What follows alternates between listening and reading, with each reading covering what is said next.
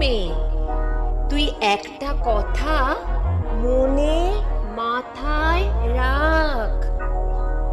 ওপরওয়ালার রূপ যৌবনে তুই সন্তুষ্ট থাক। সৌন্দর্য বা যৌবন দিয়ে তুই কি পাল্টে যাবি? কতকগুলো পুরুষ হয়তো বড় জোর পাবি।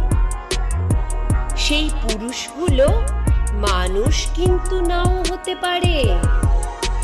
তাদের ফাঁদে পড়লে তারা চাপবে তোরই ঘাড়ে। তখন তুই বুঝবি ক্ষণিকের সুখ মেটাতে গিয়ে উধাও হয়ে গেছিস তুই বুদবুদে হারিয়ে। পুরুষের মনে মানুষ না পশু যেমন তোকে বুঝতে হবে, তেমনি তোকেও মন থেকে পবিত্র হতে হবে। তাই মনকে রাখ সুন্দর করে, মনে যৌবন আন। দেখবি কেমন করে তোর জীবনে এসেছে খুশির বান। মানুষের মাঝে পুরুষও থাকে, কিন্তু সব পুরুষ মানুষ নয়।